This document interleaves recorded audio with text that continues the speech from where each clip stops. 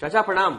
खुश रहो। क्या हाल चाल है? हाल चाल सब ठीक है। तो चुनावी मौसम पूरा आ गया अरे है अब पूरा। तो भैया, अब तो चुनावी मौसम की बरसात भी जबरदस्त है।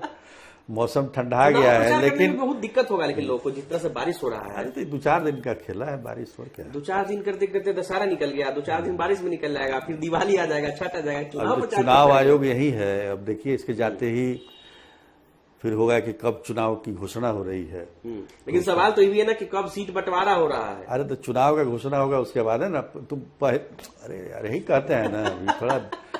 अरे भाई, अभी चुनाव आयोग घोषणा करेगा कितना फेज में चुनाव होगा। फेज वाइज उम्मीदवार का घोषणा किया जाता है कि पहले ही कर दिया जाता है? इतना बेवकूफ है पॉलिटिकल पार्टी। जैसे पिछली बार लोकसभा में महागठबंधन की थी। हाँ बिल्कुल। 3 चरण का चुनाव हो गया था, तो 5वें चरण का कैंडिडेट अनाउंस किया गया था। अरे उसका कारण है ना, देखो अब क्या है, यहाँ तो कोई अकेले चुनाव नहीं लड़ता है, सब गठबंधन में चुनाव लड़ते हैं। एक प्रशांत किशोर हैं जो अकेले चुनाव लड़ रहे हैं, लड़ेंगे। तो गठबंधन में होता है कि कौन निकल के कहाँ भाग जाएगा। और दूसरा क्या है कि अभी सब झुका हुआ, जैसे कैसे मीठा चीज पर चीटी झुकी रहती है। टिकट लेने के लिए टिकट लेने के लिए सारे उम्मीदवार झुके। पहले ही जब घोषणा कर देगा कि तो भाई पता क्या, वही उम्मीदवार जो अपने नेता को भगवान मान रहा था, वो कल से विरोध का झंडा उठा के मैदान में उतर जाएगा, वहां निर्दलीय भी लड़ जाएगा, नहीं तो दूसरी जगह सेटिंग करेगा। हाँ, तो या मतलब भीतरघात करेगा। इसलिए अब पॉलिटिकल पार्टी भी बहुत होशियार। लेकिन एक बात चाचा, आप जो आपने जो कहा कि अभी चीटी की तरफ, मीठा की तरफ जो चीटी झुका रहता है, उस तरह से लोग लगे हुए हैं। मीठा जो है अभी नेता है, चीटी है। लेकिन क्या यही कंडीशन जो है मुकेश सहनी का भी है महागठबंधन में, कि अभी महागठबंधन जो है उनके लिए वो चीनी है, वो झुके हुए हैं। अगर अभी बांट दिए, कम सीट मिला तो भाग जाएंगे फिर बीजेपी की तरफ, एनडीए की तरफ। ये मामला भी है क्या? समझ रहे हैं तुम क्या बुलवाना चाह रहे हो। देखो, सबसे कमजोर कड़ी जो होता है किसी भी माला में, वो कमजोर कड़ी होता है ना, जहां से टूट जाता है, टूटने का डर रहता है। तो उसका डर तो रहता ही है ना। यानी मुकेश सहनी को कमजोर कड़ी बता रहे हैं अभी जितने भी है, नहीं अभी जितने भी पार्टियां हैं, अब वैसे कहा जाए तो जेडीयू भी तो बहुत इधर उधर किया है, लेकिन जेडीयू के ऊपर कोई शक तो नहीं कर रहा है। पिछले 5 साल में 3 बार, ये 5 साल में 3 बार, इसी टर्म की बात है। तो चुनाव के बाद का खेला होता है, चुनाव से पहले नहीं। देखिए 2015 में भी चुनाव से पहले, जहां मतलब महागठबंधन की सरकार बनी, भले ही बीच में फिर एनडीए में चले गए, लेकिन इस बार भी 20 में एनडीए की बनी, महागठबंधन में चलेगा, फिर एनडीए में आ गए। तो वो ठीक है। लेकिन क्या है ना कि मुकेश सहनी, चूंकि मुकेश सहनी की पार्टी नई पार्टी है, ये दूसरा ही चुनाव है। पहली बार तो वो एनडीए के साथ थे, अब इस बार महागठबंधन के साथ हैं। तो कई लोगों को लगता है कि भाई ये क्या पता ये चले जाएंगे उधर। देखिए, उनका अपना एक एजेंडा है, एजेंडा अपने आरक्षण को लेके, निषाद आरक्षण को लेकर। वो अब तो बहुत लोग बोल रहा है कि एजेंडा उनका डिप्टी सीएम वाला भी हो गया, कि जो डिप्टी सीएम का उम्मीदवार बनाएगा उधर चले जाएंगे। बात है भाई, जब तक सीएम फेस ही अब जब डिक्लेयर नहीं हुआ है तो डिप्टी सीएम को कौन। अभी तो तेजस्वी यादव के लिए लाइन क्लियर नहीं हुआ है। हाँ, मतलब कागज पर वैसे तो सब जानते हैं जितने पर तेजस्वी यादव ही बनेंगे, उसमें कोई दो राय नहीं। लेकिन डिप्टी सीएम कौन बनेगा, बड़ी पार्टी तो रहेगी, मान लिया आरजेडी के बाद कांग्रेस ही रहेगी। कांग्रेस है, उसी को ज्यादा सीट आएगा, ज्यादा सीट पर जो लड़ेगा ज्यादा सीट आएगा। तो निश्चित तौर पर कांग्रेस भी तय करेगी कौन बनेगा, क्या बनेगा। आसपास में लेफ्ट वाला वामदल भी रहता है। वामदल थे सत्ता का बहुत ज्यादा ये नहीं है। वो लोग तो बाहर से समर्थन करते हैं, बिल्कुल वो विचारधारा के लोग हैं, तो उनके बहुत ज्यादा ये नहीं कर सकते। वो लोग कभी नहीं जा सकते हैं, मान लीजिए एनडीए में, और आरजेडी का कभी हो नहीं सकता है। तो बाकी कौन बचता है? मुकेश सहनी। तो वही, इसीलिए सब लोग उनका नाम लेते हैं।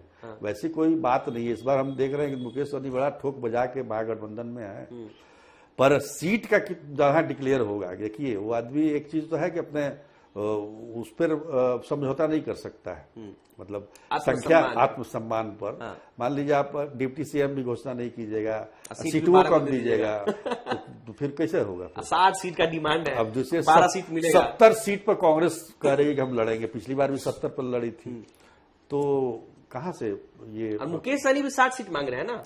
कह रहे 2-4 वो कम हो ठीक है सकता भाई, है। मान लो आदमी मोल मोलाई करता है ना, बाजार में जाते हो तो नहीं कहता है कि इसका दाम 200 रुपया है, तो ग्राहक जो बहुत बड़ा चतुर चालाक रहता है, ठीक है 100 रुपया में देना है तो दो, तो सीधा 50% कम कर देता है। लेकिन मुकेश सहनी अपना डिमांड इतना रखे हैं कि उसका अगर 50% भी कम करते हैं तो तभी- भी 30 सीट होता है, तभी और पड़ता नहीं पड़ेगा। तभी पड़ता नहीं पड़ेगा।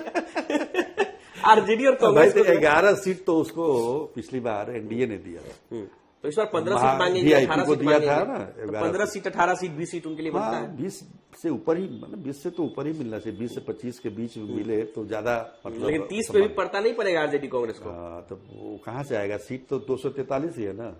अब मान लीजिए 29 सीट लेफ्ट लड़ी थी पिछले, कितना लड़े थे 29, हाँ पिछली बार 29 पे लेफ्ट लड़ी थी और इसमें से 16 जीती थी वो लोग। 16, तो कहने का मतलब ये है कि उसका सीट कम की जाएगी कि क्या की इस जाएगा। बार तो ऐसा जो मेरे जो चर्चा सुन रहे हैं कि वाम दल का खास करके जो माले 45 सीट मांग रहे माले हैं है, वो, 45 माले सीट। है, नहीं मांग तो रहे, लेकिन जो माले है उसकी सीटें बढ़ा जाएंगी, सीपीएम की बढ़े ना बढ़े, उसकी सीटें क्योंकि उसका स्ट्राइक रेट बहुत शानदार रहा है, तो मुझे लगता है कि उनकी सीटें बढ़ाई जाएगी।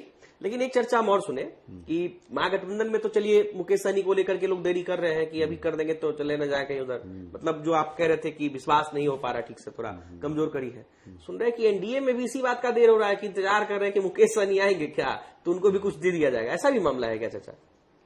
हाँ ऐसा मामला है, क्योंकि एक बड़ी वरिष्ठ नेता ने बताया कि बीजेपी के शीर्षस्थ जो नेता है, जो पूरा मैनेजमेंट देखते हैं, तो वो बोले कि भाई देखिए अभी हम इतना ही कर सकते हैं, उनके भी आने की संभावना है। देखिए ये तो देखिए चाचा बोलते बड़ी बात बोल गए, आने की संभावना है, लेकिन बीजेपी के वरिष्ठ नेता ने बोला है। तो लेकिन अंत तक इंतजार करेंगे वो लोग, और देखिए क्या होता है इसमें, क्योंकि अगर मान लीजिए 60 सीट मांग रहे हैं मुकेश सहनी, तो कम से कम 30 मिलना चाहिए ना, 30 प्लस डिप्टी सीएम। अब मुझे लगता है कि 60 मांग के 18 पे लड़ने चले गए तो उनके आत्मसम्मान के साथ भी बेइज्जती हो जाएगा कि भाई आपको तो 18 तो मतलब 15 तो दे देगा महागठबंधन, मतलब इधर एनडीए में मिल जाएगा, केंद्र में हो सकता है मंत्री भी बन जाए, ये भी तो बात हो सकती है। तो बहुत सारी चीजें हैं, तो महागठबंधन वाले भी देख रहे हैं इनको एकदम आखिरी समय में पत्ता खोलेंगे आखिरी, लेकिन ये अब लेना ना, हम एकदम महागठबंधन के साथ हैं और ये है फलाना है कि आप, क्योंकि आप उनका ही वो बयान याद कीजिए जब इन्होंने कहा था तेजस्वी यादव से मुलाकात के बाद कि 15 सितंबर तक जो है सब सीट बंटवारा हो जाएगा, तेजस्वी यादव के आवास के बाहर कहा था। हाँ। आज देख लीजिए 4 तारीख हो गया है, 20 दिन निकल गए हैं। देखिए अब सीटों का बंटवारा कोई भी पार्टी गठबंधन फेज वाइज करेंगे। अब ये सब कुछ डिपेंड करता है, निर्भर करता है चुनाव आयोग पर, चुनाव आयोग कितने फेज में चुनाव ले रहा है। मान लीजिए एक फेज में ले तो एक बार में सब हो जाएगा, मान लीजिए 2 फेज में करना होगा तो 2 फेज में होगा। लेकिन मुझे ऐसा लगता है कि इसका नुकसान होता है क्या, क्योंकि आप जिस तरीके से देखेंगे लोकसभा में मैंने देखा कुछ सीटों की मैं बात करूंगा अपवाद में, मतलब ऐसा नहीं कि वो सही होता है, जैसे कि समस्तीपुर की सीट को लेते हैं, सांभवी चौधरी को काफी पहले प्रत्याशी बना दिया गया था और सांभवी चौधरी ने जब तक पूरा समस्तीपुर घूम लिया था, ठीक ठाक प्रचार कर लिया था, तब तक लोगों को ये पता नहीं था कि कांग्रेस का उम्मीदवार वहां से कौन होगा, तब सनी हजारी उम्मीदवार बन के आए, तो काफी सब कम समय मिला उनको। आप अगर उसी तरीके से देखेंगे पटना साहिब की सीट को देख लीजिए, जब लोग ये पता था, अनाउंसमेंट कर दिया गया था कि रविशंकर प्रसाद जो है यही चुनाव लड़ेंगे, तब तक लोग को ये पता नहीं था कि पटना साहिब से चुनाव कौन लड़ेंगे, और अंशुल अभिजीत आए यहाँ से चुनाव लड़े और उनको कुछ वक्त भी नहीं मिला चुनाव लड़ने। देखिए होता है, देखिए महागठबंधन के साथ ये दिक्कत है, और दूसरा ये है कि पार्टियों को लगता है कि उनके जो काडर वोट है वो तो उनके तक तो मैसेज पहुंच जाता है ना, तो वो अपने काडर वोटर पर ज्यादा डिपेंडेंट रहते हैं, तो इसलिए लगता है कि लास्ट मोमेंट पे भी हम देंगे। बहुत सारे आप देखिए, मान लीजिए कि अभय कुशवाहा का जो अनाउंसमेंट हुआ, सुशील सिंह तो पहले से था ना, तो जीता कि नहीं हुआ औरंगाबाद, जीता ना जी। तो कहने का मतलब ये है कि ऐसा कुछ नहीं है, लेकिन इस बार क्या है ना, इस बार एनडीए भी मतलब इस इंतजार में है कि अगला क्या दे रहा है उसके अनुसार। इधर प्रशांत किशोर भी देखे हुए हैं, हालांकि प्रशांत किशोर का आ गया कि 9 तारीख को बांटेंगे टिकट, जो जानकारी मिल रही है 50-51 सीट पर देंगे, लेकिन वो 50-51 अगर अनाउंस कर दिए तो देंगे, ठीक है, लेकिन बाकी वो सबके देने के बाद देंगे, ये भी बता देते हैं। अच्छा, वो भी देखेंगे, वेट एंड वॉच, पहले तुम, मतलब यहाँ पर खेला चल रहा है, पहले तुम, पहले आप, तो पहले आप। कौन सी जाति का, कौन सा उम्मीदवार किस कैटेगरी का है, किस वॉल्यूम का मतलब है। कुल मिलाकर ये कह सकते हैं, चर्चा में ये बात निकला कि अभी बिहार की राजनीति में पहले आप वाली स्थिति है, और मुकेश सहनी एक ऐसे नेता है, उनकी एक ऐसी पार्टी है जिनका दोनों गठबंधन जो है पल के बिछा करके इंतजार कर रही है। इंतजार कर, महागठबंधन तो है ही, लेकिन मतलब हाँ, एनडीए तो इंतजार कर सकते, एनडीए इंतजार कर रही है कि अगर उधर नहीं मिलेगा, जैसे नहीं होता कब टपकेगा। अब सवाल है कि मान लीजिए कि अब दोनों तरफ जब हो जाएगा, इसलिए किया जाए, मान लीजिए अब अनाउंसमेंट का समय आ गया, समय ही नहीं रहा बिल्कुल भी। हालांकि याद होगा पिछली बार 2020 में सीट बंटवारा जो हुआ था, उसके प्रेस कॉन्फ्रेंस से मुकेश सहनी एकदम ऐसे उठ गए थे। ट्वीट में, और उसके बाद भी 11 सीट मिल गया उनको एनडीए में। तो कहने का मतलब कि कोटा रहता है ना, इमरजेंसी कोटा जैसे रेलवे में होता है, रेलवे में सांसद कोटा। मान लिया अचानक से कोई आ गया, बड़ा आदमी आ गया, तो उसको सीट कहाँ से मिलेगा, तो फिर उसके लिए रिजर्व बीजेपी वाले लोग पहले से रख लेंगे, नहीं तो फिर अपना तो उम्मीदवार उतारेंगे। बताइए, पहली बार, पिछली बार 115 पर लड़ी थी जेडीयू, 110 पर बीजेपी, तो उसी में से न काट कुट के लोग देता है। क्योंकि अब तो चिराग भी आ गए हैं, उपेंद्र कुशवाहा भी है, मुकेश सहनी भीड़ ज्यादा है, भीड़ ज्यादा है। मतलब छीना झपटी उधर भी चलेगा। उस पर भी हम लोग चर्चा करेंगे।